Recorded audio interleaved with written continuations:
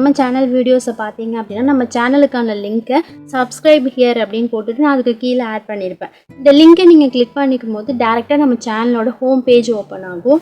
Home பேஜில் இருக்கிற subscribe பட்டனை கிளிக் பண்ணிக்கிட்டு அந்த சேனலை நம்ம சப்ஸ்கிரைப் பண்ணிக்கலாம். இதே மாதிரி நீங்களும் உங்களோட சேனலுக்கு சேனல் லிங்க்கை எப்படி நம்ம டிஸ்கிரிப்ஷனில் ஆட் பண்ணிக்கலாம் அப்படின்றத பற்றி தான் இந்த வீடியோவில் நம்ம பார்க்க போகிறோம். இதுக்கு ஃபர்ஸ்ட் நாம யூடியூப் ஸ்டுடியோட வெப்சைட் பேஜை ஓப்பன் பண்ணிக்கலாம். அந்த வெப்சைட் பேஜை எப்படி ஓப்பன் பண்ணணும் அப்படின்னு தெரிஞ்சுக்கணும் அப்படின்னா அந்த வீடியோக்கான லிங்க்கை நான் டிஸ்கிரிப்ஷனில் கொடுத்துருக்கேன். உங்களுக்கு தேவைப்பட்டுச்சு அப்படின்னா செக் பண்ணி பார்த்துக்கலாம்.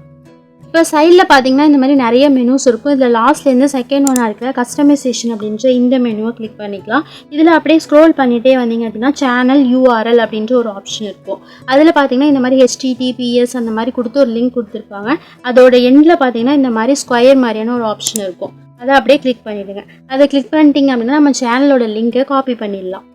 இந்த மாதிரி சேனல் லிங்கை நம்ம எல்லா வீடியோஸ்லையுமே கண்டிப்பாக ஆட் பண்ணுவோம். அதனால ஒவ்வொரு தடவையும் காப்பி பேஸ்ட் பண்ணாமல் நம்ம அப்லோட் டிஃபால்ட் அப்படின்றதில் போட்டு வச்சிட்டோம் அப்படின்னா டிஃபால்ட்டாகவே நம்ம அப்லோட் பண்ணும்போது இந்த லிங்க் நம்ம டிஸ்கிரிப்ஷனில் ஆட் ஆகிடும். ஸோ இந்த மாதிரி ஆட் பண்ணுறதுக்காக இப்போ லாஸ்ட்டாக இருக்கிற இந்த செட்டிங் சிம்பிளை கிளிக் பண்ணிக்கலாம். இதில் தேர்ட் ஒன்னாக இருக்கிற அப்லோட் டிஃபால்ட் அப்படின்ற இந்த ஆப்ஷனை கிளிக் பண்ணிக்கலாம். இப்போது இதில் இருக்கிற இந்த பேசிக் இன்ஃபோ அப்படின்ற இந்த ஆப்ஷனை கிளிக் பண்ணிக்கலாம். இதில் செகண்ட் ஒன்னா டிஸ்கிரிப்ஷன் அப்படின்ற ஒரு பாக்ஸ் இருக்கும். இந்த பாக்ஸில் போயிட்டு நம்ம என்ன ஆட் பண்ண நினைக்கிறோமோ, அதாவது சப்ஸ்கிரைப் ஹியர் அப்படின்னா அந்த இடத்துல அதை டைப் பண்ணிக்கலாம். அப்படி இல்லாமல் லிங்க் டு சப்ஸ்கிரைப் இந்த மாதிரி இல்லை சேனல் லிங்க் அந்த மாதிரி என்ன நம்ம வேர்ட்ஸ் டைப் பண்ண நினைக்கிறோமோ அதை டைப் பண்ணதுக்கப்புறமா அப்படியே நம்ம அடுத்த லைனுக்கு மூவ் பண்ணி வச்சுக்கலாம் கர்சரை. அதாவது என்டரை கிளிக் பண்ணிவிட்டு அடுத்த லைனில் கர்சரை செட் பண்ணிக்கலாம். இப்போ அப்படியே லாங் ப்ரெஸ் பண்ணும்போது பேஸ்ட் அப்படின்ற ஆப்ஷன் நமக்கு ஓப்பன் ஆகும்.